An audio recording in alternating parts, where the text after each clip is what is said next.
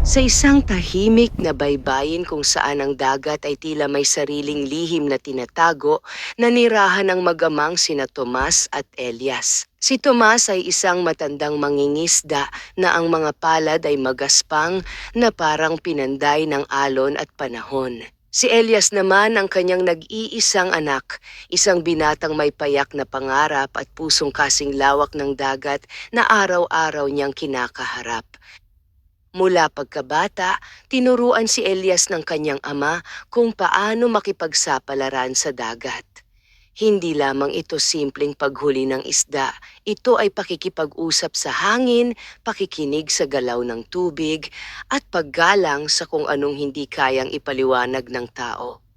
Ang dagat, anak, madalas sabihin ni Tomas habang inaayos ang lambat, hindi yan basta-basta. May mga biyaya siya, oo, pero may mga lihim din siyang hindi dapat gambalain.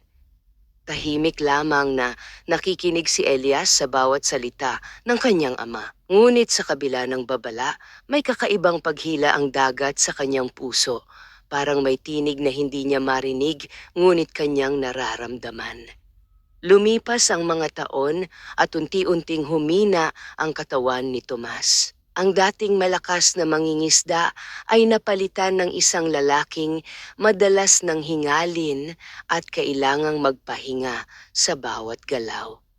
Kaya't isang umaga, habang ang langit ay bahagyang kulay abo at ang hangin ay may dalang kakaibang lamig, si Elias ang naglayag mag-isa. Dala niya ang lumang bangka ng kanyang ama at ang lambat na ilang ulit nang tinahi. Habang papalayo siya sa pampang, ramdam niya ang kakaibang katahimikan ng dagat. Isang katahimikang hindi nakakaaliw, kundi nagbibigay ng bahagyang pangamba. Ngunit ipinagpatuloy niya ang kanyang gawain. Ibinaba niya ang lambat at naghintay. Lumipas ang ilang oras, ngunit tila wala ni isang isda ang nahuhuli niya. Sa halip na pagkain, ang dagat ay tila nagkakait ng biyaya sa araw na iyon. Napabuntong hininga si Elias. Bakit ngayon pa? Bulong niya, iniisip ang kanyang ama na naghihintay sa kanyang pagbabalik. Habang hinihila niya ang lambat, may napansin siyang kakaiba. Hindi ito gumagalaw tulad ng isda. Hindi rin ito mabigat gaya ng inaasahan. Dahan-dahan niya itong hinila pataas. At doon niya nakita isang kabibe. Ngunit hindi ito ordinaryong kabibe. Ito ay kumikislap sa ilalim ng sinag ng araw, tila may sariling liwanag na nagmumula sa kailaliman nito. Ang mga kulay nito ay nagbabago, mula asul, naging luntian, hanggang sa bahagyang gininto ang ningning. Napakunot ang noo ni Elias. Sa dami ng beses niyang nakapulot ng kabibe sa pampang, ngayon lang siya nakakita ng ganito. Anong klasing kabibe ito? Mahina niyang sambit. Habang hawak niya ito, may naramdaman siyang kakaiba. Parang may banayad na init na dumadaloy sa kanyang palad. Hindi ito masakit, ngunit hindi rin pangkaraniwan. Sa isang iglap, tila huminto ang hangin. Natahimik ang dagat. At mula sa ilalim ng tubig, may sumulpot. Napaatras si Elias sa gulat. Mula sa malinaw na tubig ay unti-unting umangat ang isang anyo, isang dalagang may mahabang buhok na tila sumasayaw sa agos ng dagat. Ang kanyang balat ay kasing kinis ng perlas at ang kanyang mga mata ay naglalaman ng lalim na hindi kayang sukatin ng kahit sinong mortal. Siya ay isang sirena. Napatitig si Elias, hindi makapagsalita. Hindi siya sigurado kung panaginip ba ito o realidad. Ngunit ang tibok ng kanyang puso ay napakabilis. Tila pinapatunayan na ang kanyang nasasaksihan ay totoo. Bakit mo kinuha ang aking kabibe? Mahina ngunit malinaw na tanong ng sirena. Ang kanyang tinig ay parang awit na may halong lungkot, isang himig na kayang magpahinto ng oras. Hindi agad nakasagot si Elias. Hindi ko alam na may-ari iyon, sagot niya sa wakas, halos pabulong. Tinitigan siya ng sirena. Hindi ito galit na tingin, kundi isang tingin na tila sinusuri ang kanyang pagkatao. Ang kabibeng hawak mo ay hindi lamang isang bagay, wika niya. Ito ay bahagi ng aming mundo. Napayuko si Elias. Kung nais mo, ibabalik ko ito, sabi niya marahan. Ngunit bago pa niya maibalik ang kabibe, napansin niya ang pagbabago sa mukha ng sirena. Ang kanyang mga mata ay bahagyang lumambot. Hindi katulad ng iba, sabi nito.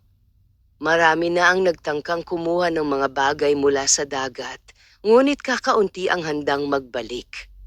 Napatingin si Elias sa kanya. Hindi ko nais kumuha ng hindi akin, sagot niya. Sandaling natahimik ang dalawa. Ang hangin ay muling gumalaw at ang alon ay bahagyang kumaway sa gilid ng bangka. Dahan-dahang lumapit ang sirena. Hindi umatras si Elias kahit na ang kanyang dibdib ay puno ng kaba. Elias, sambit ng sirena, tila alam ang kanyang pangalan. Nagulat siya. Paano mo? Ang dagat ay maraming alam, sagot nito. Sandali siyang nag-isip bago nagsalita muli ang sirena. Kung ibabalik mo ang kabibe, may kapalit akong ibibigay sa'yo. Napakunot ang noo ni Elias. Hindi ko kailangan ng kapalit. Ngunit ngumiti ang sirena, isang ngiting may halong hiwaga. Hindi mo pa alam kung gaano ito kahalaga.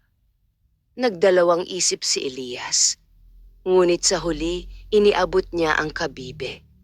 Tinanggap ito ng sirena at sa sandaling hinawakan niya ito, lalo itong nagliwanag, parang buhay na muling nabuhay. Bilang pasasalamat, sabi ng sirena, bibigyan kita ng isang biyaya. Mula sa kanyang palad, muling lumitaw ang kabibe, ngunit ngayon ay mas maliit at mas maliwanag. Ang kabibeng ito ay magdadala sa iyo ng kayamanan, wika niya. Ngunit tandaan mo, ang tunay na halaga nito ay hindi na susukat sa ginto. Tinanggap ito ni Elias, kahit na hindi niya lubos na nauunawaan ang ibig sabihin. Bakit mo ako tinutulungan? Tanong niya. Sandaling tumahimik ang sirena. At sa unang pagkakataon, may lungkot na lumitaw sa kanyang mga mata. Dahil ikaw lamang ang nagbalik nang walang hinihinging kapalit. Nagtagpo ang kanilang mga mata. Sa sandaling iyon, may namuong kakaibang damdamin sa puso ni Elias, isang damdaming hindi niya maipaliwanag. Hindi ito simpleng paghanga. Hindi rin ito takot. Ito ay simula ng isang bagay na mas malalim. Ngunit bago pa siya makapagsalita, unti-unting lumubog muli ang sirena sa tubig. At muli tayong magkikita, Elias, huling sabi nito. At pagkatapos, nawala siya. Naiwan si Elias sa gitna ng dagat, hawak ang mahiwagang kabibe at ang kanyang puso ay puno ng mga tanong na hindi niya pa kayang sagutin. Ngunit isang bagay ang malinaw. Hindi na magiging pareho ang kanyang buhay mula sa araw na iyon. Pagbalik ni Elias sa kanilang munting tahanan, dala niya ang mahiwagang kabibe at isang pusong hindi mapakali. Ang alon ay tila mas tahimik kaysa dati, ngunit sa kanyang isipan ay patuloy ang ingay ng mga tanong. Hindi niya maipaliwanag kung bakit tila mas mabigat ang kanyang pakiramdam, hindi dahil sa pagod, kundi dahil sa kakaibang karanasang kanyang nasaksihan. Pagdating niya sa kubo, agad siyang sinalubong ng kanyang ama. Anak, may nahuli ka ba? Mahina, ngunit may pag-asang tanong ni Tomas. Saglit na natigilan si Elias. Hindi niya alam kung paano ipapaliwanag ang nangyari. Ngunit nang makita niya ang panghihina ng kanyang ama, pinili niyang huwag muna itong banggitin. "Kaunti lang po," sagot niya kahit alam niyang halos wala siyang dala. Napansin ni Tomas ang pag-aalinlangan sa kanyang tinig. "May bumabagabag sa'yo," wika ng matanda. Hindi na nakapagtago si Elias. Umupo siya sa tabi ng kanyang ama at inilabas ang kabibe. Agad itong kumislap sa liwanag ng dapit hapon. Napakunot ang noo ni Tomas. "Hindi yan ordinaryong bagay," sabi niya, bahagyang napapaatras. "Galing po ito sa dagat. May nakilala akong..." huminto si Elias. Hindi niya maipagpatuloy ang salita. Ngunit tila naunawaan na ng kanyang ama. Isang nilalang mula sa kailaliman, mahinang sambit ni Tomas. Napatingin si Elias sa kanya, nagulat. "Alam ninyo?" Napabuntong hininga ang matanda. "May mga kwento noong kabataan ko, mga nilalang na nagbabantay sa dagat. Hindi sila basta nagpapakita, maliban na lamang kung may dahilan." Tahimik na nakinig si Elias. "Anong ibinigay niya sa'yo?" tanong ni Tomas. "Ito raw po ay magdadala ng kayamanan," sagot niya. Ngunit sa halip na matuwa, lalong nabahala ang matanda. "Ang mga biyayang galing sa dagat ay may kapalit," maring sabi ni Tomas. "Tandaan mo yan?" Ngunit bago pa makapagsalita si Elias, biglang kumislap ang kabibe sa kanyang kamay. Isang malakas, ngunit malambot na liwanag ang bumalot sa kanilang kubo. Napapikit si Elias. At nang muling dumilat, sa kanyang palad ay hindi na lamang kabibe ang kanyang hawak. May mga mumunting perlas na lumitaw sa tabi nito, mga perlas na kumikinang sa kakaibang liwanag. Napahinga ng malalim si Tomas. "Kayamanan," bulong niya. Hindi makapaniwala si Elias. Hindi niya inaasahan na agad niyang makikita ang sinasabing biyaya. "Pwede nating itong ipagbili," sabi niya, may halong pag-asa. "Makakabili tayo ng pagkain, gamot." Ngunit hindi agad sumang-ayon si Tomas. Sa halip, tinitigan niya ang kabibe. "Subukan mo ulit," sabi niya. Naguluhan si Elias. "Paano po?" "Isipin mo kung ano ang kailangan mo, hindi kung ano ang gusto mo." Napaisip si Elias. Isinara niya ang kanyang mga mata at inisip ang kanilang kalagayan, ang kanilang kakulangan sa pagkain, ang panghihina ng kanyang ama. At sa kanyang isipan, tahimik siyang humiling. Kahit sapat na pagkain lang. Muling kumislap ang kabibe. At sa kanyang harapan, unti-unting lumitaw ang isang maliit na basket. Punong-puno ng sariwang isda, tila bagong hango mula sa dagat. Napaatras si Elias sa gulat. Ngunit si Tomas ay hindi ngumiti. "Malakas ang kapangyarihan nito," wika niya. Ngunit mas malakas ang tukso. Natahimik si Elias. Hindi niya lubos maintindihan ang ibig sabihin ng kanyang ama, ngunit naramdaman niya ang bigat ng babala nito. Kinagabihan habang tahimik na kumakain ng mag-ama, hindi mapigilang isipin ni Elias ang sirena, ang kanyang mga mata, ang kanyang tinig, at ang paraan ng kanyang pagsasalita, parang may tinatagong lungkot. "Babalik ako bukas," bulong ni Elias sa sarili. Hindi niya alam kung bakit. Hindi niya rin maintindihan kung bakit tila may humihila sa kanya pabalik sa dagat. Ngunit alam niyang kailangan niyang makita muli ang dalaga. Hindi dahil sa kabibe, kundi dahil sa kanya. Kinabukasan, bago pa sumikat ang araw, naglayag muli si Elias. Ang dagat ay mas kalmado ngayon, ngunit ang kanyang puso ay mas magulo kaysa dati. Dumating siya sa parehong lugar kung saan niya unang nakita ang sirena. Nagantay siya. Lumipas ang ilang sandali.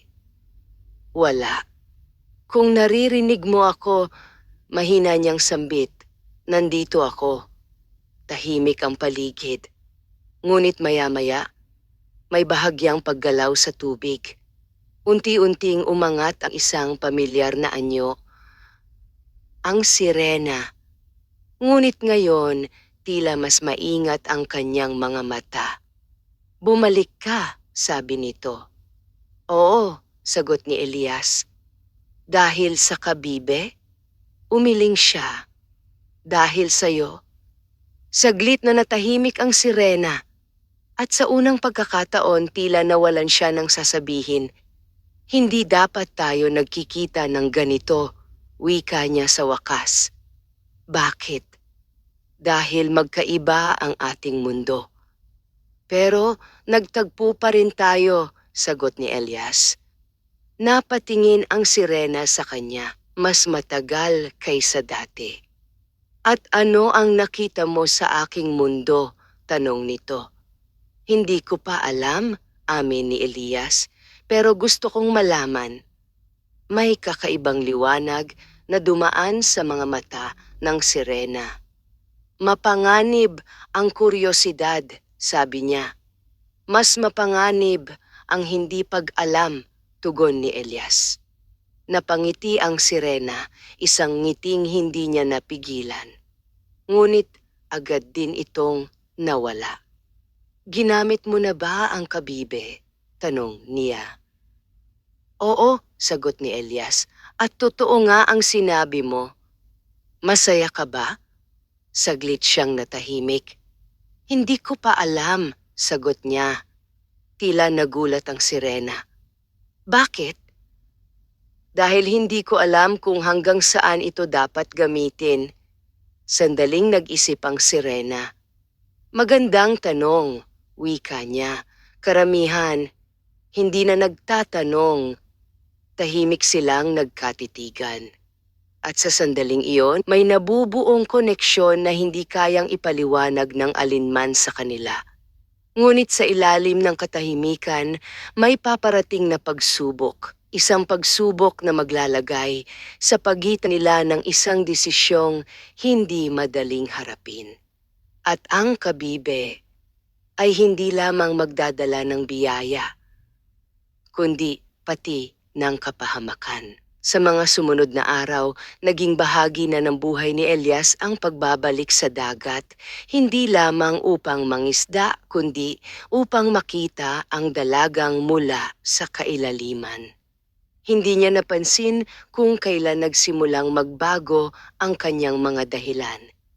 Noong una, dala siya ng pangangailangan. Ngunit ngayon, tila may ibang puwersang humihila sa kanya. Isang damdaming hindi niya lubos maunawaan, ngunit hindi rin niya kayang tanggihan. At sa bawat pagkikita nila, unti-unting nabubuksan ang isang mundong hindi niya kailanman inakalang iiral. Sa isang maaliwalas na umaga, muli silang nagtagpo sa gitna ng dagat. Matagal ka, bati ng sirena, bahagyang may lambing ang tinig. Napangiti si Elias. Marami lang kailangang gawin, sagot niya. Kasama na ba doon ang paggamit ng kabibe? Tanong nito, may bahagyang seryosong tono.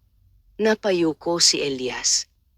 Oo, amin niya, pero hindi sobra. Hindi sobra ayon kanino? Tanong ng sirena. Hindi agad nakasagot si Elias. Dahil sa totoo lang, hindi rin niya alam. Mula nang matuklasan niya ang kakayahan ng kabibe, mas gumaan ang kanilang buhay.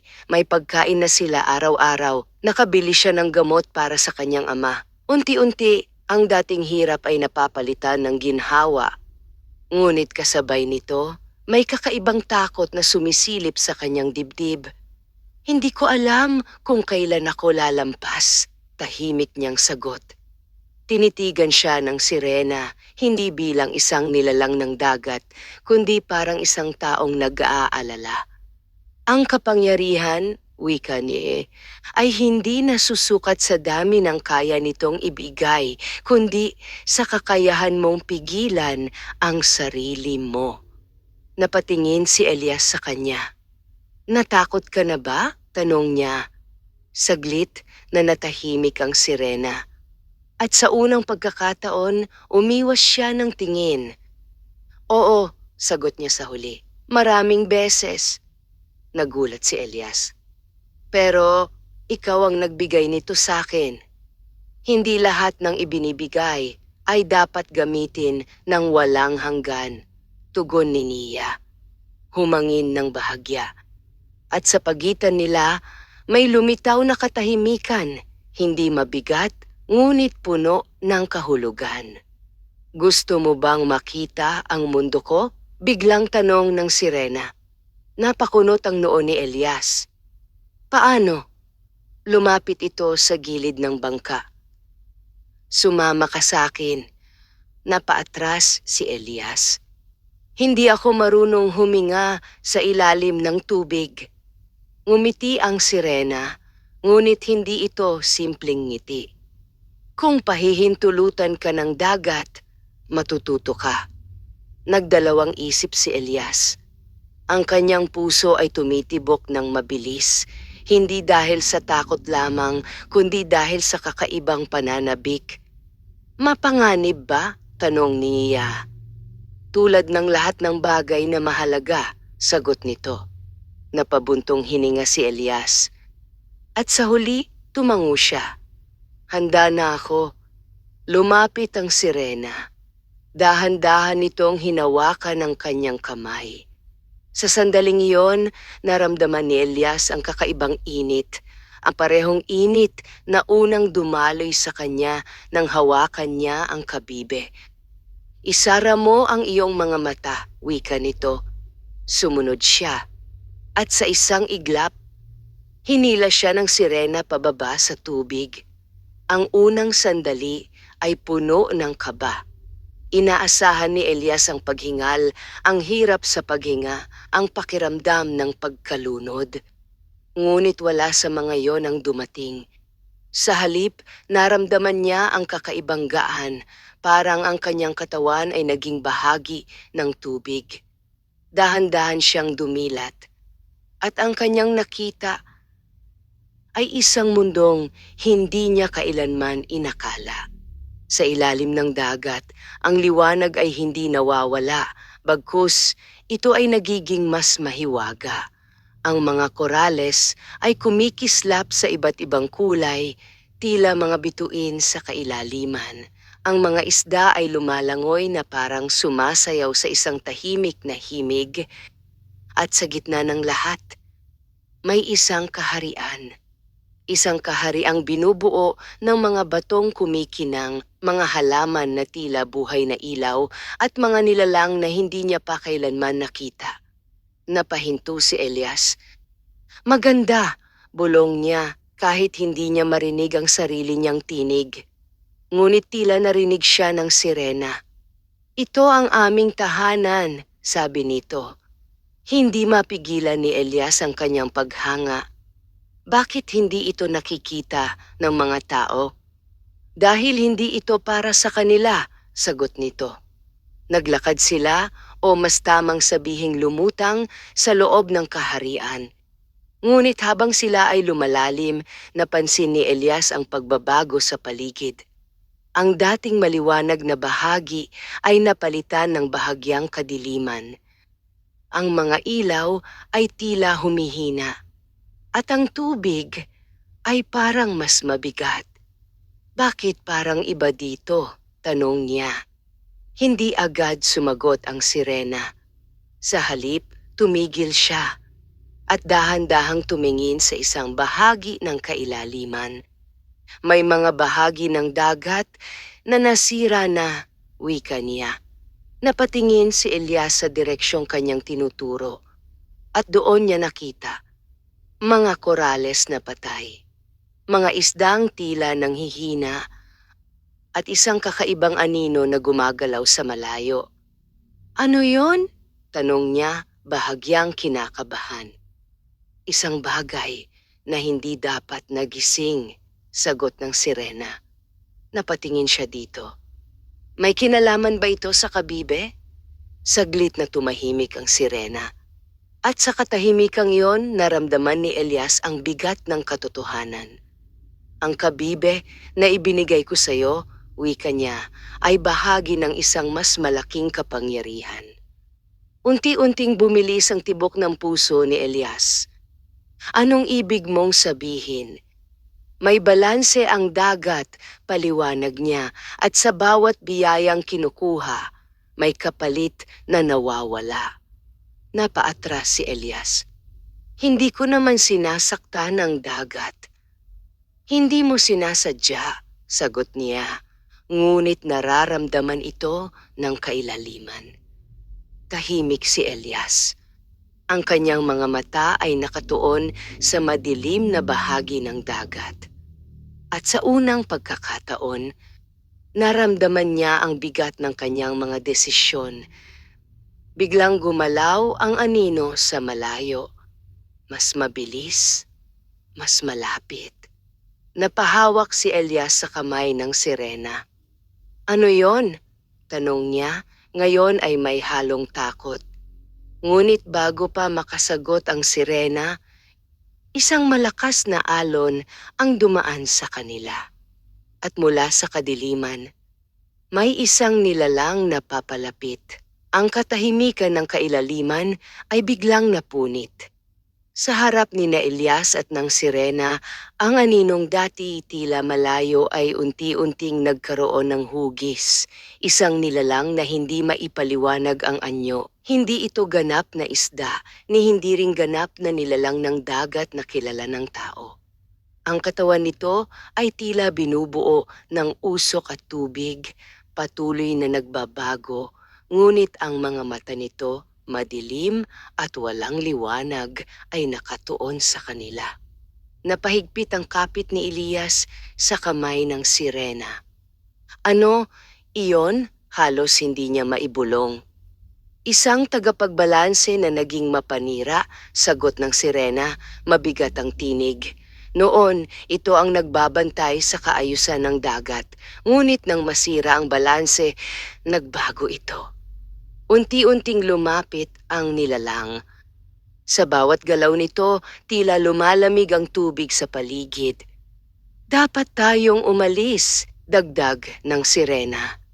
Ngunit bago pa sila makagalaw, isang malakas na puwersa ang humatak sa tubig, tila hinihigop ang lahat patungo sa nilalang.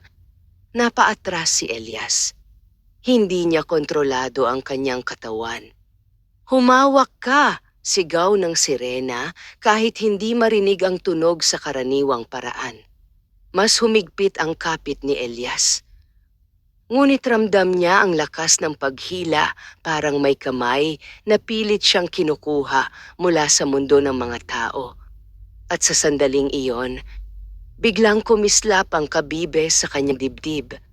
Isang liwanag ang sumabog mula rito na nagbigay ng bahagyang pag-urong sa nilalang.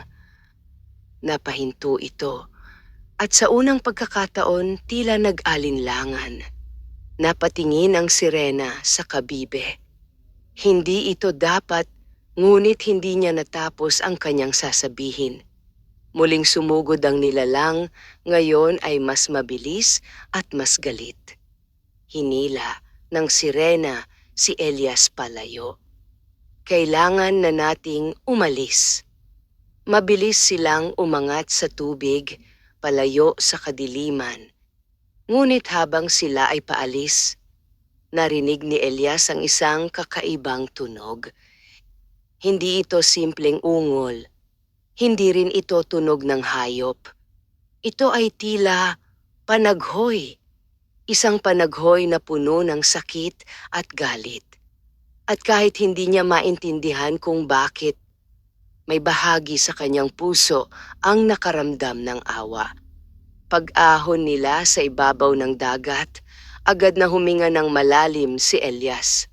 Ang hangin ay tila mas mabigat kaysa dati, ngunit ito ay mas ligtas kaysa sa kailaliman na kanilang iniwan. Napayuko siya, hinahabol ang kanyang paghinga. Anong nangyari doon? Tanong niya, nanginginig pa ang boses. Tahimik ang sirena. Ngunit nang tumingin siya rito, nakita niya ang kakaibang lungkot sa kanyang mukha. Iyon ang kapalit, sagot niya sa wakas. Napatingin si Elias. Kapag ang balanse ng dagat ay nasisira, may mga bagay na nagigising. Tulad niya, tumango ang sirena. At ang kabibe ay isa sa mga dahilan kung bakit siya nagising.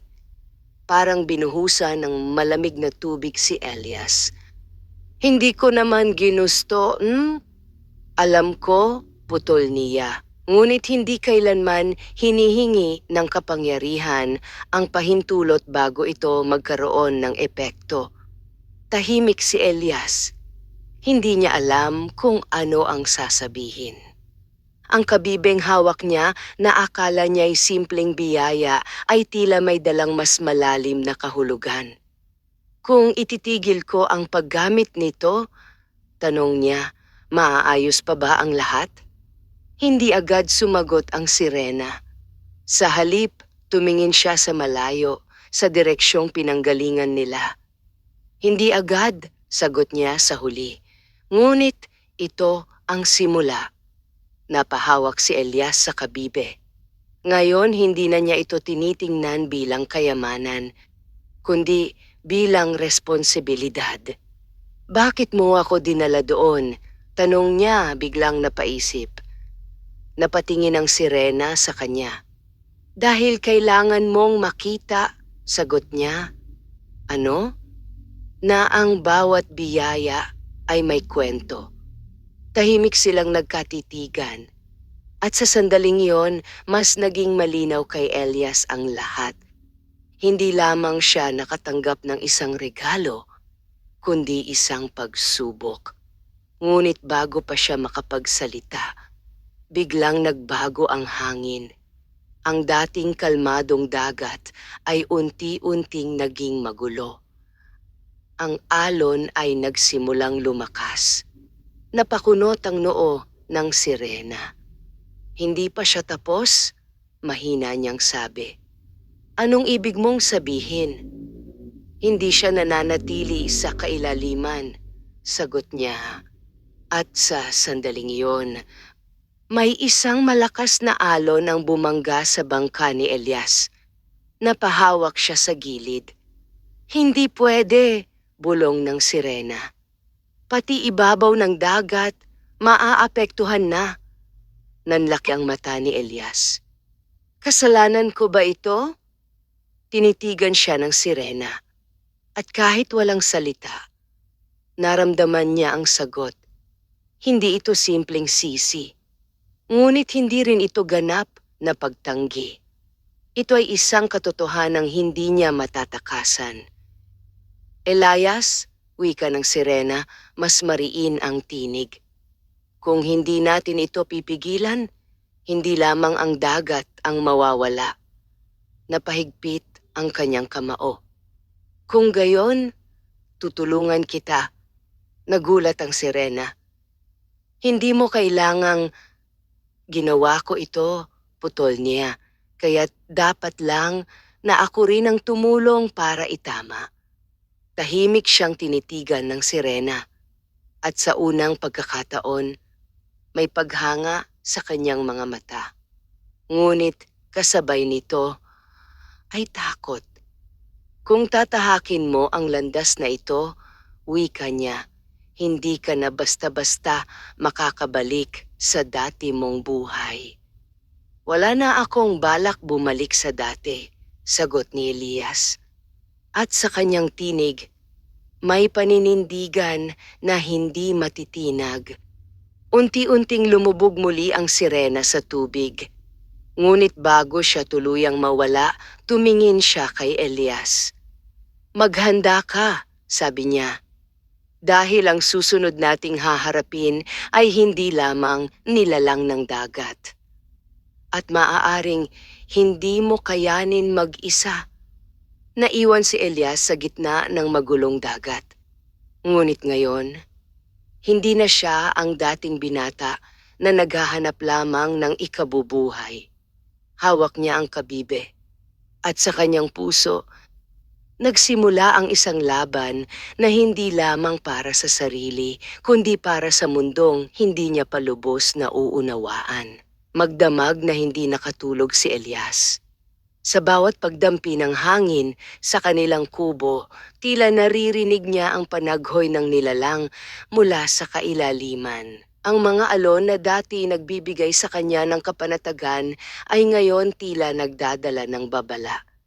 Tahimik siyang nakaupo sa tabi ng bintana, hawak ang mahiwagang kabibe. Hindi na ito kumikislap tulad ng dati. Bagkus ang liwanag nito ay tila humihina, parang may unti-unting nawawala. Anong ginagawa ko? Bulong niya sa sarili.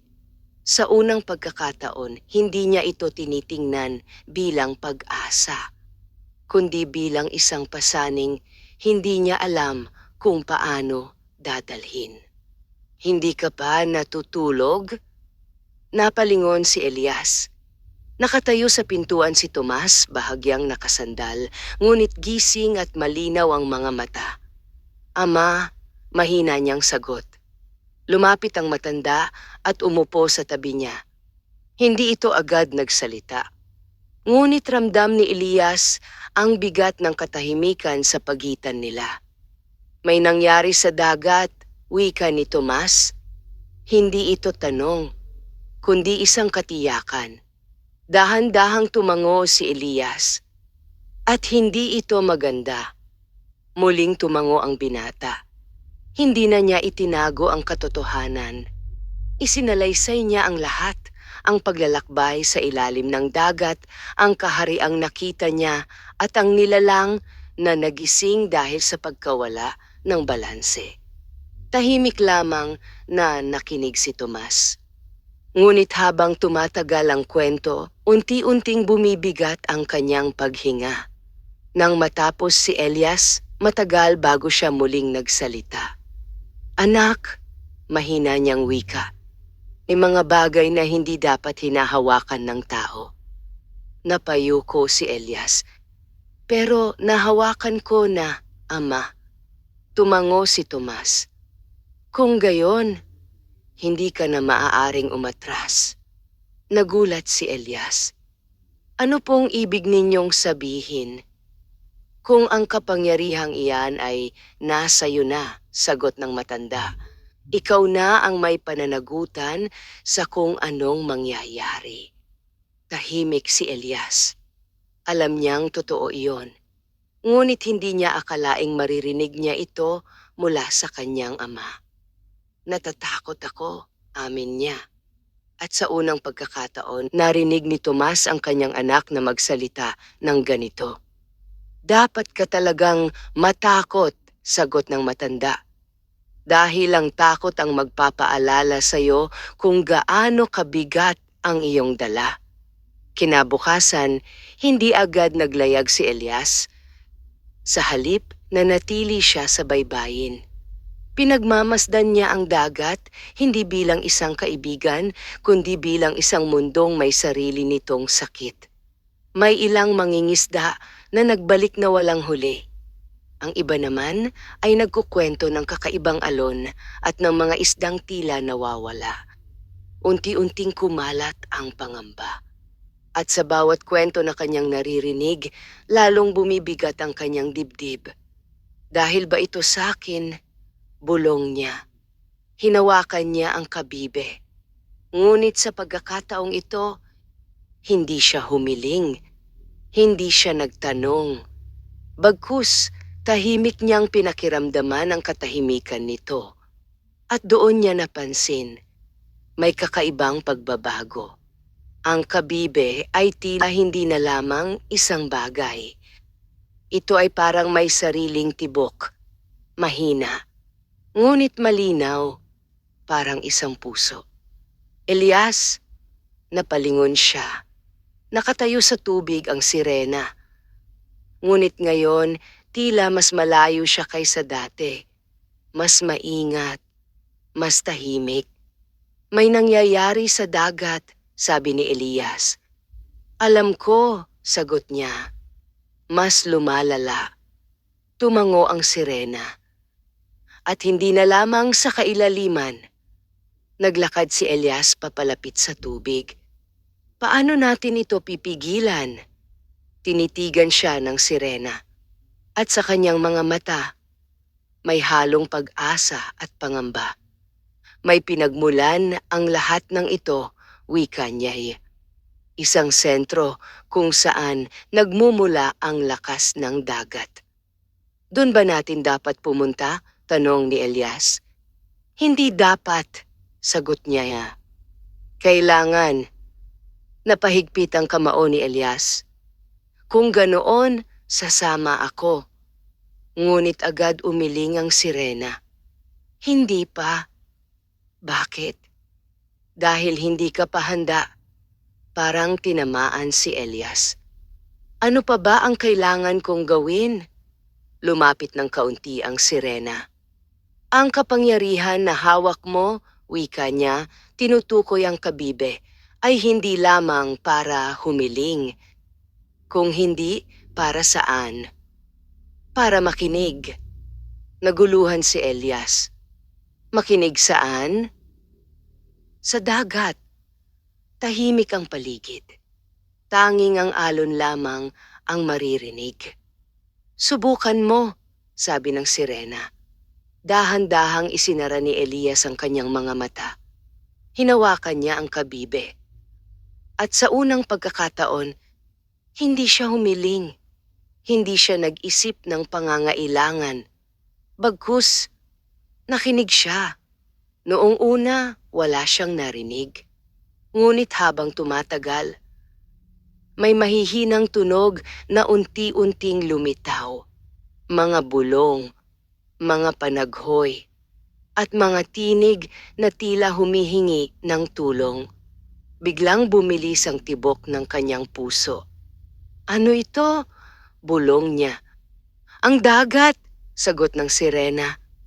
Ang sakit nito. Napadilat si Elias.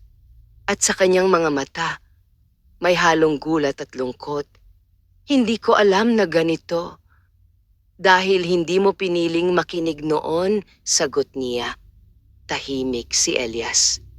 At sa sandaling iyon, mas lalo niyang naunawaan ang bigat ng kanyang dala. Kung nais mong itama ang lahat, wika ng sirena, kailangan mong matutong hindi lamang gumamit, kundi umunawa. Tumango si Elias. Turuan mo ako. Matagal siyang tinitigan ng sirena. At sa huli, dahan-dahan itong tumango. Kung gayon, magsisimula tayo. Ngunit sa malayo, sa kailaliman na hindi nila nakikita, muling gumalaw ang anino. At ngayon, hindi na ito nag-iisa. Sa mga sumunod na araw, nagbago ang paraan ng pakikitungo ni Elias sa dagat. Hindi na siya basta naglalayag upang mangisda o upang makita ang sirena. Sa halip siya ay bumabalik upang makinig sa mga alon, sa hangin at sa mga tinig na dati hindi niya napapansin. Sa ilalim ng paggabay ng sirena, unti-unti niya natutunan ang isang bagay na hindi itinuturo ng sinumang mangingisda, ang pag-unawa. Isara mo ang iyong mga mata. Nasa gitna sila ng tahimik na bahagi ng dagat. Walang ibang bangka, walang ingay ng tao, tanging ang banayad na galaw ng tubig. Sumunod si Elias. Hinawakan niya ang kabibe at gaya ng itinuro ng sirena, hindi siya nag-isip ng anumang hiling. Sa halip, hinayaan niyang lumapit sa kanya ang mga tunog. Noong una, tila wala pa ring nagbabago. Ngunit maya-maya, may narinig siya, mahinang pag-ugong. Kasunod nito, mga tila bulong, hindi malinaw ngunit may emosyon. Pagod, sakit, at isang matinding paghingi ng tulong. Napakunot ang noo ni Elias. Mas malakas na sila ngayon, wika ng sirena. Dahan-dahan siyang dumilat. Parang lumalala, sabi niya. Tumango ang sirena. Habang mas ginagamit ang kapangyarihan ng kabibe, mas maraming bahagi ng dagat ang nawawalan ng lakas. Napayuko si Elias. Hindi ko na ginagamit ito tulad ng dati. Ngunit nagamit mo na, sagot niya, at ang epekto nito ay hindi agad nawawala. Tahimik si Elias. Sa bawat sandaling lumilipas, mas lalo niyang nauunawaan na ang bawat desisyon niya ay may iniwang bakas, isang bakas na hindi madaling burahin. May kailangan kang makita, biglang sabi ng sirena. Napatingin si Elias. Mas higit pa sa nakita mo noon. Hindi siya nag-atubili. Handa na ako. Ngunit sa pagkakataong ito, walang paghawak sa kamay. Walang paunang babala. Sa isang iglap, muling hinila siya pababa sa kailaliman. Ngunit iba ito kaysa sa unang pagkakataon. Ang liwanag ay hindi na kasing sigla. Ang mga kulay ay tila kumukupas.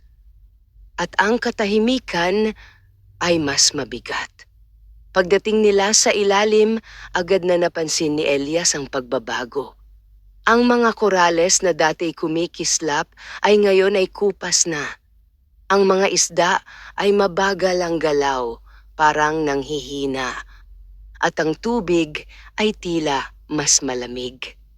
Ganito kalala, bulong niya.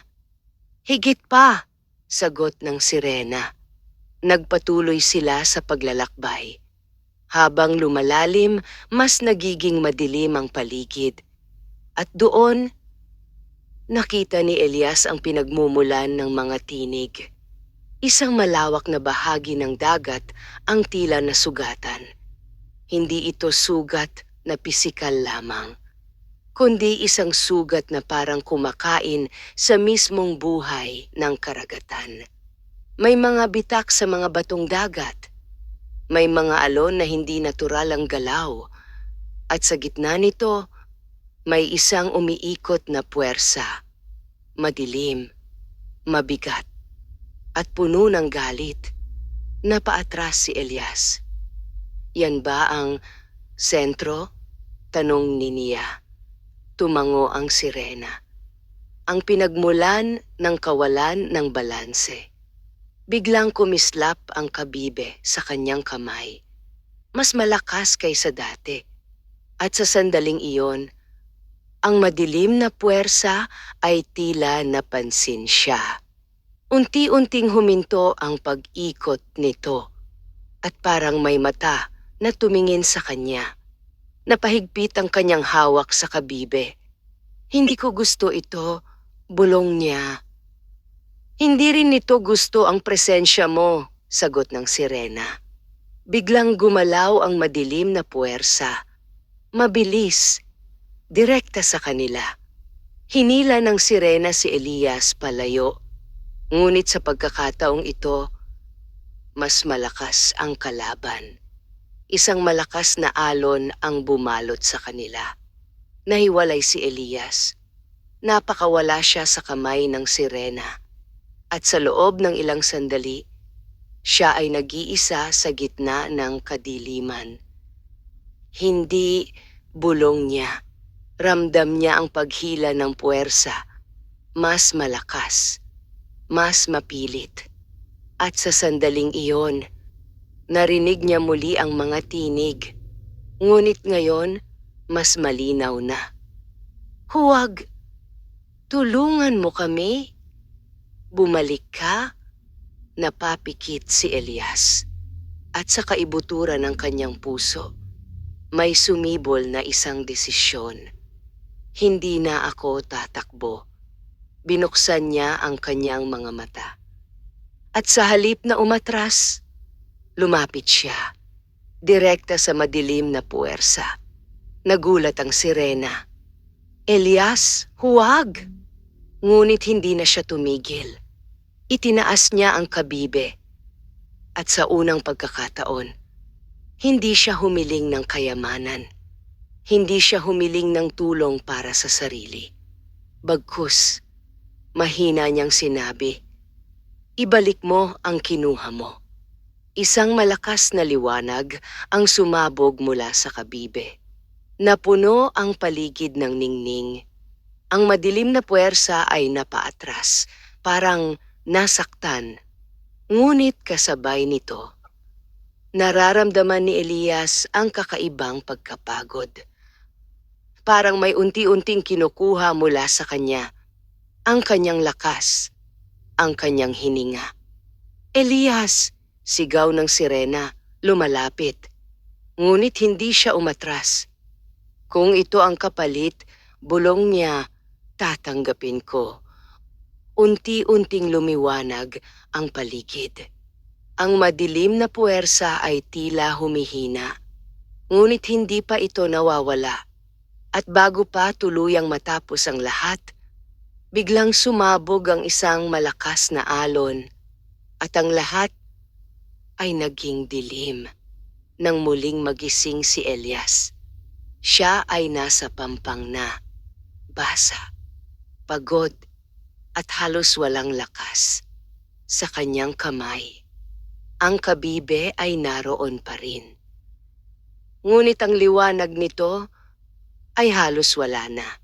Sa tabi niya ang sirena ay tahimik na nakatingin. "Ginawa mo ang hindi kayang gawin ng karamihan," wika niya. Ngunit ang kanyang tinig ay hindi puno ng tuwa, kundi ng pangamba. Ngunit nagsimula ka ng isang bagay na hindi na maaaring itigil. Napapikit si Elias. At sa kanyang dibdib, nararamdaman niya ang bigat ng kapalit. Mahina ang paghinga ni Elias nang siya'y tuluyang magmulat ng mata. Ang langit sa ibabaw niya ay maputla, tila sumasalamin sa kanyang nararamdaman. Ang dati niyang lakas ay parang inanod ng dagat. Naiwan siyang hungkag, pagod, at may kakaibang sakit na hindi niya maipaliwanag. Sinubukan niyang umangat, ngunit agad siyang napahinto. Parang may bigat sa kanyang dibdib. Hindi pisikal, kundi mas malalim. Parang may bahagi sa kanya na unti-unting nawawala. "Hindi ka pa dapat gumalaw." Napalingon siya. Nandoon ang sirena, nakalubog ang kalahati ng katawan sa tubig, ngunit ang kanyang mga mata ay nakatuon kay Elias, puno ng pag-aalala. "Anong nangyari?" mahina niyang tanong. "Gumamit ka ng kapangyarihan na hindi pa buo ang pagkaunawa mo," sagot niya. Sinubukan ni Elias na alalahanin ang nangyari. Ang liwanag, ang madilim na puwersa, at ang desisyong ginawa niya. "Ipinagtanggol ko sila," bulong niya. Tumango ang sirena. "Oo, ngunit ang kapangyarihang iyon ay hindi basta ibinibigay ng walang kapalit." Napapikit si Elias. "Anong kinuha nito sa akin?" Hindi agad sumagot ang sirena. Sa halip, lumapit siya ng bahagya.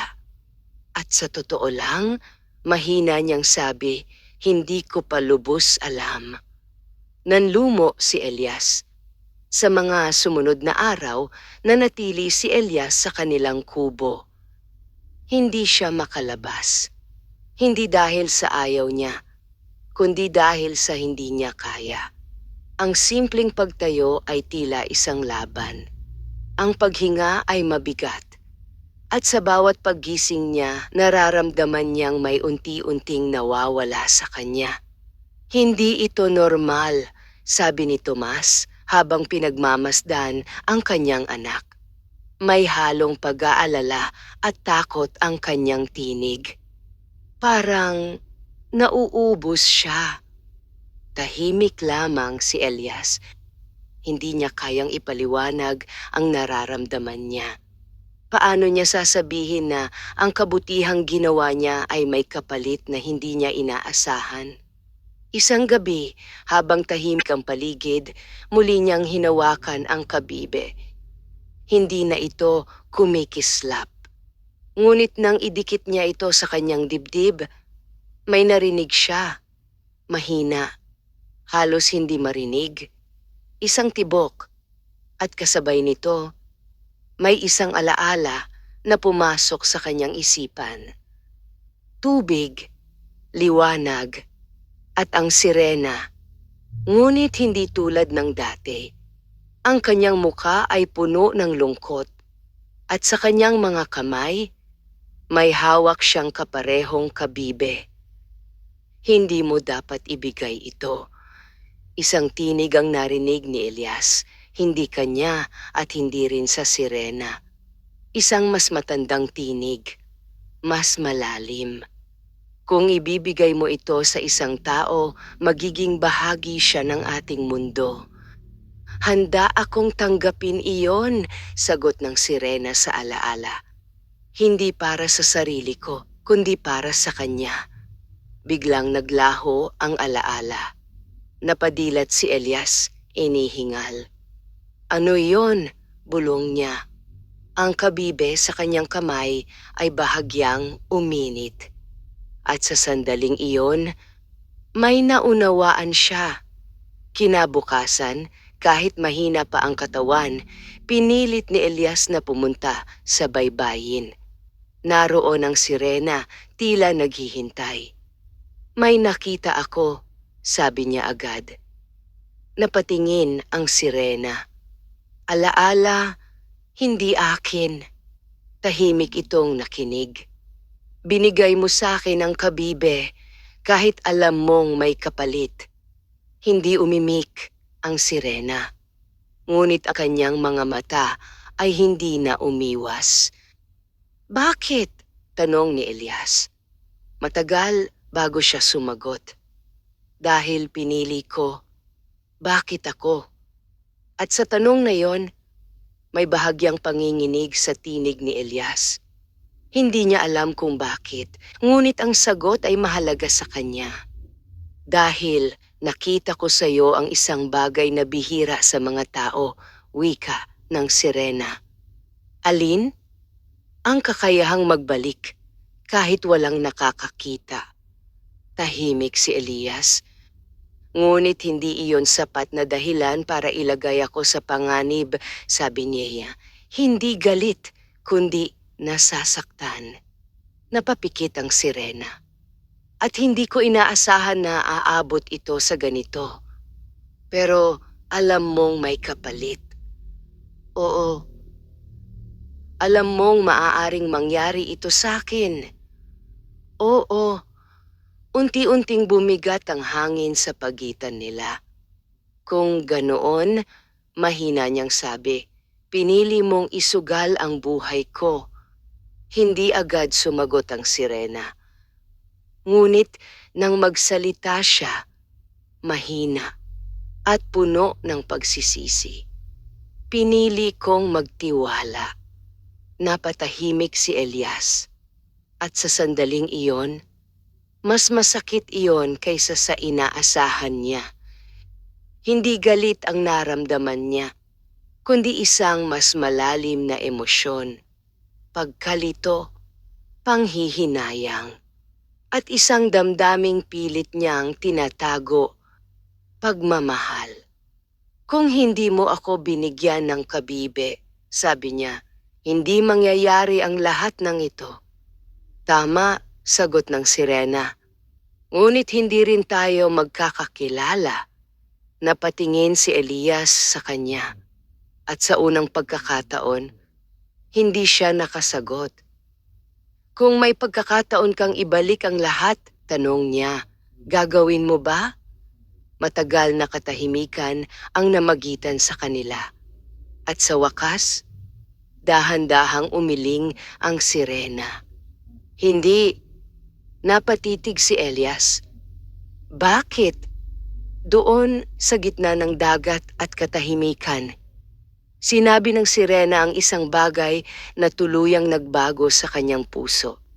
Dahil kahit may kapalit, ikaw ang pinili kong pagkakamali.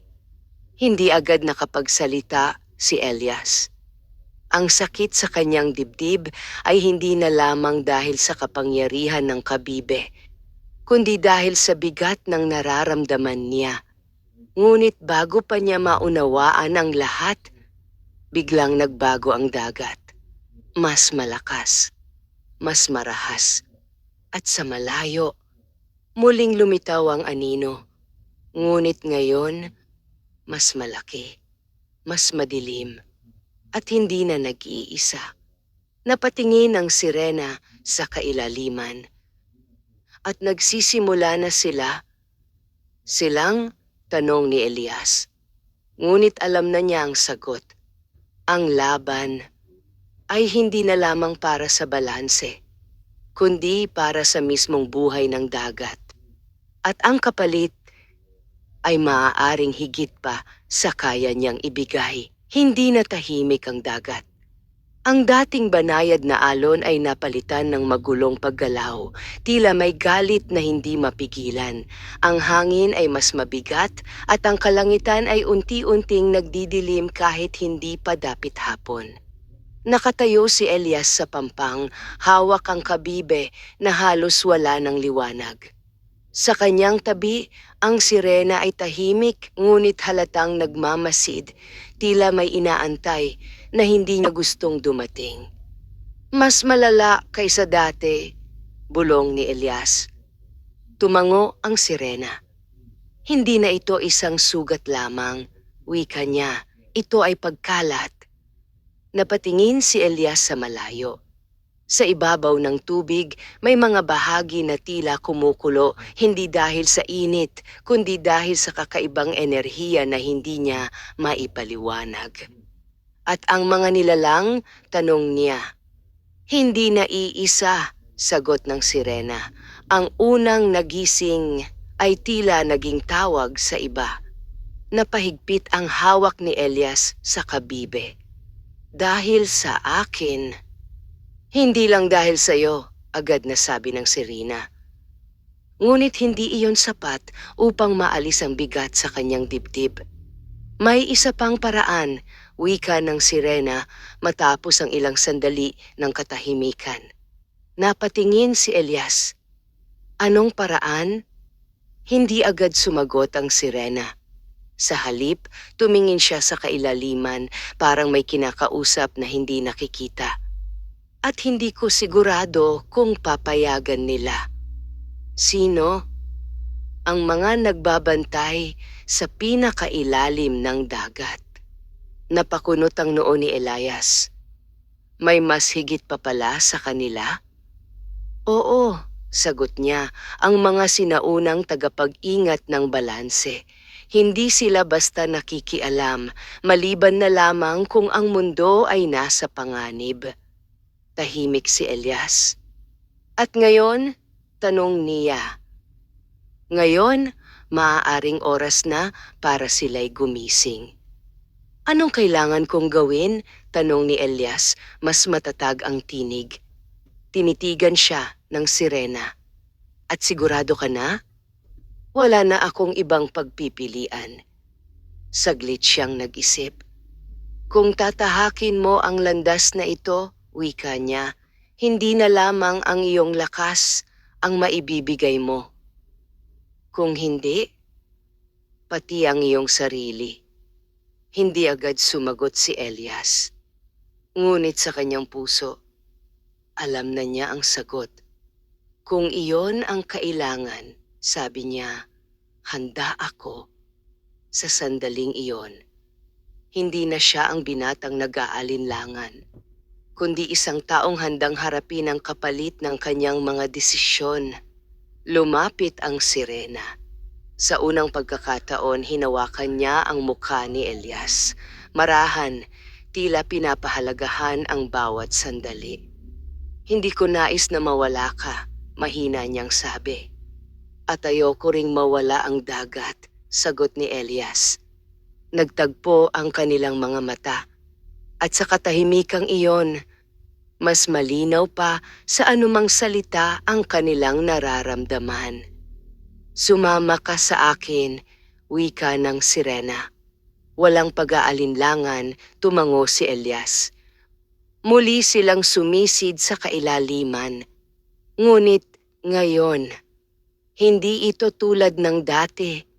Mas madilim, mas malamig, at mas tahimik. Ang mga dating bahagi ng dagat na puno ng liwanag ay ngayon ay tila nalulunod sa anino. Habang lumalalim sila, mas nararamdaman ni Elias ang bigat ng tubig, hindi lamang sa katawan, kundi sa kanyang puso. At sa bawat sandali, mas lumalakas ang tibok ng kabibe. Malapit na tayo, sabi ng sirena. Sa unahan, may isang napakalalim na bahagi ng dagat, isang hukay na tila walang hanggan. Walang liwanag, walang kulay, tanging kadiliman. Napahinto si Elias. Diyan ba? Tumango ang sirena. Diyan nananahan ang mga sinauna. Habang papalapit sila, biglang nagbago ang tubig. Hindi na ito gumagalaw. Parang tumigil ang oras. At sa gitna ng katahimikan, may narinig si Elias. Isang malalim na tinig, hindi mula sa labas, kundi mula sa kanyang isipan. Sino ang lumalapit? Napahigpit ang kanyang dibdib. Hindi ako, bulong niya. Ngunit narinig siya. Ikaw ang nagdala ng kaguluhan. Napapikit si Elias. Hindi ko sinasadya. Biglang lumiwanag ang paligid. Ngunit hindi ito tulad ng dati. Ang liwanag ay malamig. At sa harap nila, may lumitaw na mga anyo, hindi ganap na malinaw, ngunit napakalakas ng presensya. Ang mga tagapag-ingat, bulong ng sirena. Lumapit si Elias kahit nanginginig. Humarap ka ng maayos, sabi ng sirena. At huwag kang magsinungaling. Huminga ng malalim si Elias at nagsalita. Ako ang nagkamali. Tahimik ang paligid. Ginamit ko ang kapangyarihan ng hindi ko nauunawaan. At ngayon, ang dagat ang nagdurusa. Matagal na katahimikan. At sa wakas, muling nagsalita ang tinig. At ano ang iyong ibibigay kapalit? Napapikit si Elias. Hindi na siya nag-isip. Hindi na siya nagdalawang isip. Kung ano man ang kailangan, biglang lumakas ang liwanag at ang mga anyo unti-unting lumapit. Sa kanyang tabi, napahigpit ang hawak ng sirena sa kanyang kamay. Elias, bulong niya, ngunit hindi na siya umatras. Kung gayon, tatanggapin namin ang iyong alay. Sa sandaling iyon, biglang kumislap ang kabibe sa kanyang kamay. Mas maliwanag kaysa dati. Ngunit kasabay nito, nararamdaman niya ang matinding sakit. Parang may hinihila mula sa kanyang pagkatao. Napahigpit ang kanyang panga. Ngunit hindi siya sumigaw. At habang unti-unting nawawala ang kanyang lakas, may isang bagay siyang naisip. Hindi ang takot, hindi ang sakit, kundi ang sirena. Dahan-dahan siyang napatingin dito. At kahit unti-unti siyang nanghihina, ngumiti siya. Sulit, mahina niyang sabi. Ngunit sa sandaling iyon, may nangyaring hindi inaasahan. Hindi! Biglang sumigaw ang sirena. At sa isang iglap, hinila niya si Elias palayo sa liwanag. Nagulat ang mga tagapag-ingat. Ano ang iyong ginagawa? Hindi siya ang dapat magbayad, sigaw ng sirena. Napatingin si Elias, gulat. Anong, Ngunit bago pa niya matapos, hinawakan ng sirena ang kabibe at sa kanyang mga mata, May isang desisyong hindi na mababawi. Kung may kapalit, wika niya, nanginginig ang tinig. Ako na. Nanlaki ang mata ni Elias. Hindi. Ngunit huli na. Muling sumabog ang liwanag. Mas malakas. Mas mapanakit. At sa pagkakataong ito, hindi na si Elias ang nasa gitna nito, kundi ang sirena. Ang liwanag ay naging napakatingkad na tila nilamon nito ang buong kailaliman. Hindi na makita ni Elias ang paligid.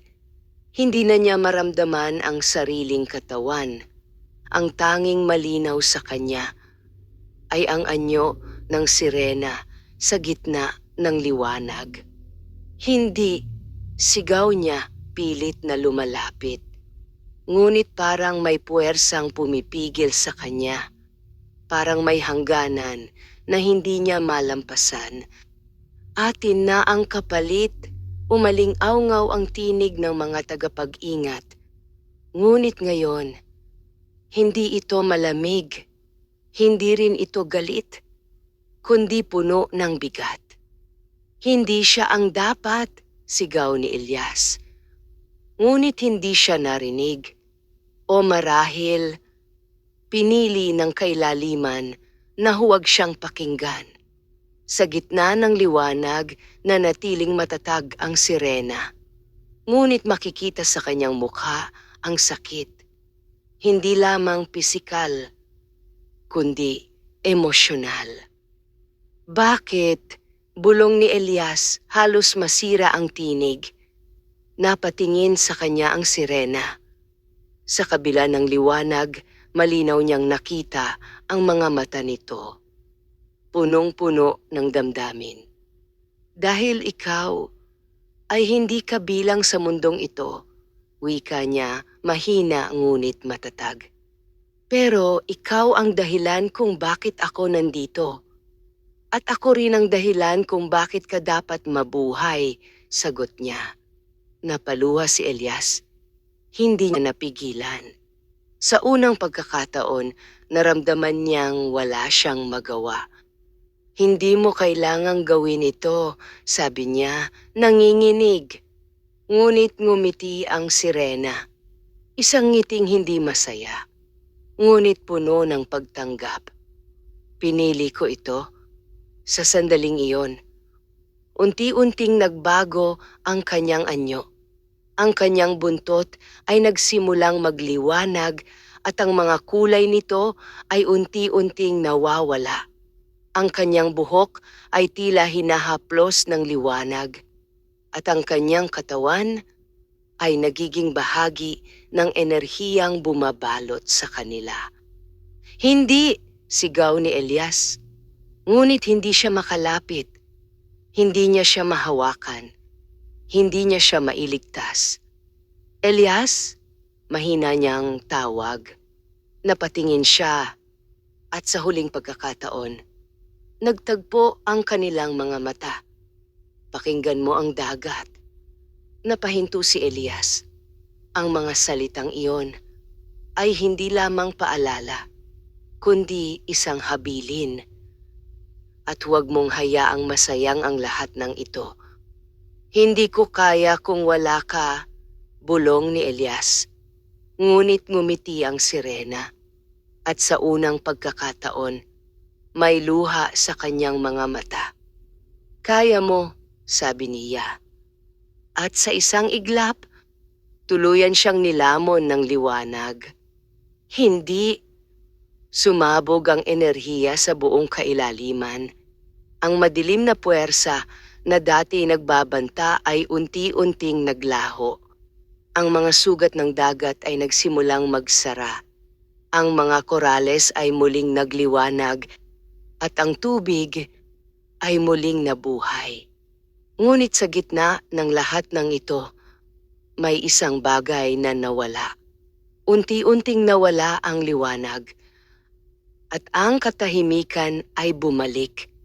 Ngunit hindi ito katulad ng dati. Ito ay mas mabigat, mas totoo, Si Elias ay bumagsak sa buhangin ng kailaliman. Hinihingal, walang lakas, at may isang bahagi ng kanyang puso na tuluyang nabasag. Sa kanyang kamay, ang kabibe ay naroon pa rin. Ngunit ngayon, ito ay kumikislap muli. Mas maliwanag, mas buhay.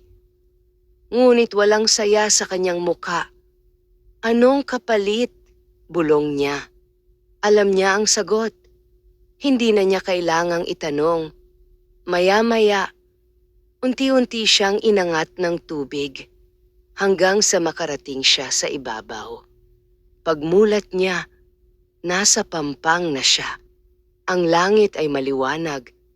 Ang dagat ay kalmado. Parang walang nangyari. Ngunit para kay Elias, nagbago na ang lahat. Dahan-dahan siyang umupo at tinitigan ang kabibe. Bakit ganito ang kapalit? Bulong niya. At sa katahimikan, may narinig siya. Mahina, ngunit pamilyar. Isang tinig. Elias, napalingon siya. Ngunit walang tao. Walang sirena. Walang anuman. Tanging ang dagat. Ngunit sa kanyang puso, nararamdaman niya ito. Hindi siya tuluyang nawala. Ngunit hindi na rin siya katulad ng dati. At ngayon, nasa kanya ang kabibe, ang kapangyarihan, at ang alaala ng isang pag-ibig na hindi kailanman magiging madali. Ngunit ang tanong, ito na ba ang katapusan? O simula pa lamang ng mas malalim na kapalaran? Sa kailaliman, may isang liwanag na muling sumiklab. At sa pagkakataong ito, hindi ito nag-iisa. Tahimik ang dagat. Hindi na ito ang magulong karagatang tila nag-aalburuto ng galit. Wala na ang madidilim na alon, wala na ang mga sugat na unti-unting kumain sa kailaliman. Sa unang tingin, tila bumalik na ang lahat sa dati. Ngunit para kay Elias, wala nang babalik sa dati. Nakaupo siya sa pampang, hawak ang kabibe. Ang liwanag nito ay muli nang nagbalik, mas maliwanag kaysa dati. Ngunit sa bawat kislap nito, tila may kirot sa kanyang dibdib. Hindi dahil sa kapangyarihan, kundi dahil sa alaala. Ama, napalingon si Elias. Nakatayo si Tomas sa likuran niya, bahagyang nakasandal sa kahoy na tungkod. Matagal ka ng tahimik, wika ng matanda. Hindi agad sumagot si Elias. Natapos na po, sabi niya sa wakas. Tinitigan siya ni Tomas. At ano ang kapalit? Napapikit si Elias. At sa tanong na iyon, muling bumalik ang sakit. Hindi lahat ng laban ay may masayang wakas, sagot niya. Tahimik si Tomas. At kahit wala siyang narinig na detalye, nauunawaan niya. May natira pa ba sa'yo? Tanong ng matanda. Napatingin si Elias sa kabibe. Oo, sagot niya. Pero hindi ko alam kung dapat ko pa itong gamitin. Lumapit si Tomas at umupo sa tabi niya.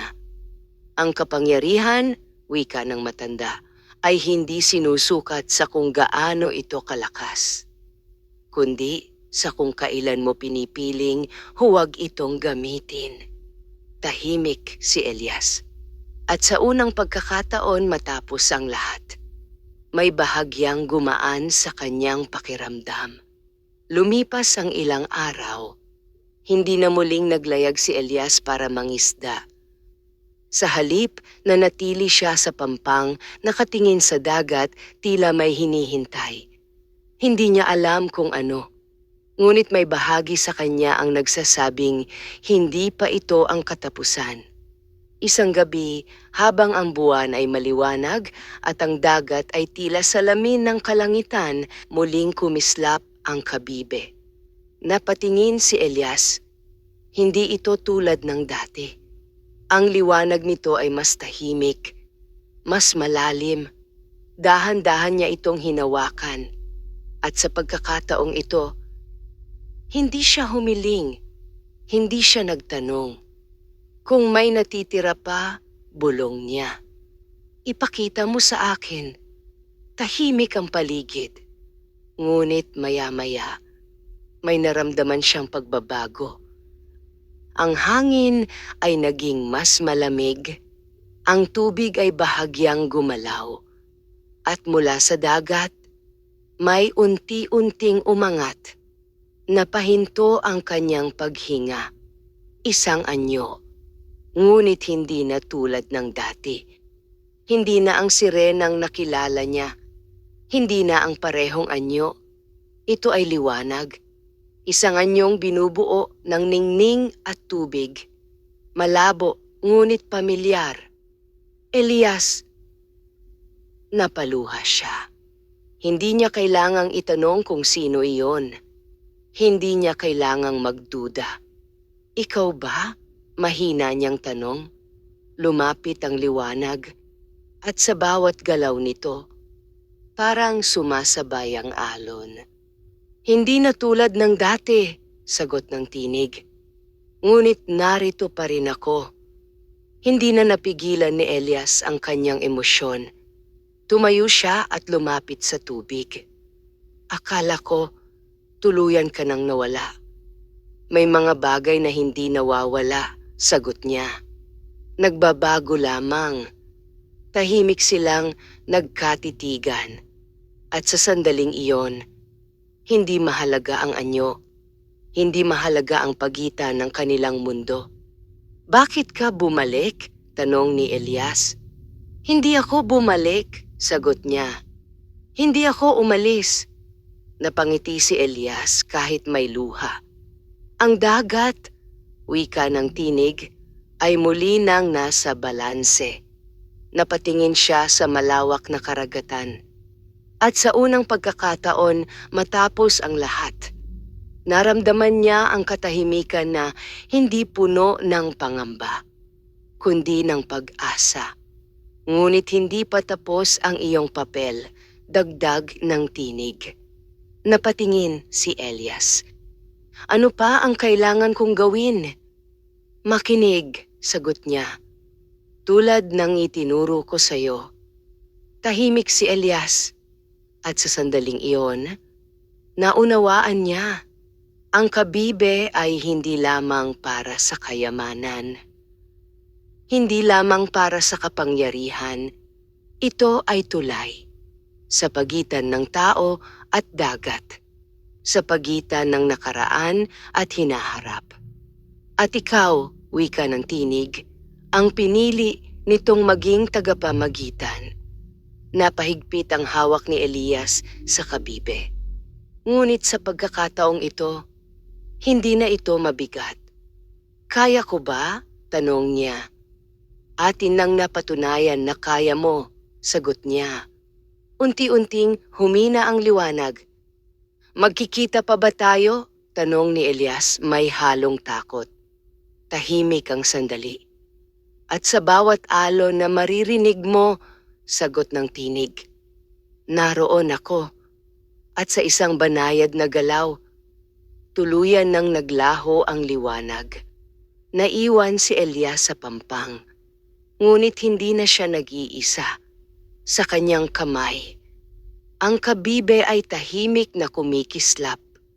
At sa kanyang puso, may isang pag-ibig na hindi kailanman mawawala. At isang tungkuling habang buhay niyang dadalhin. Sa paglipas ng panahon, si Elias ay hindi na lamang anak ng isang mangingisda.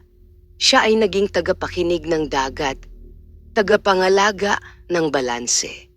At saksi sa isang kwento ng pag-ibig na isinilang sa pagitan ng dalawang mundo. At sa tuwing sasayaw ang alon sa ilalim ng buwan, may isang lihim na bulong na maririnig.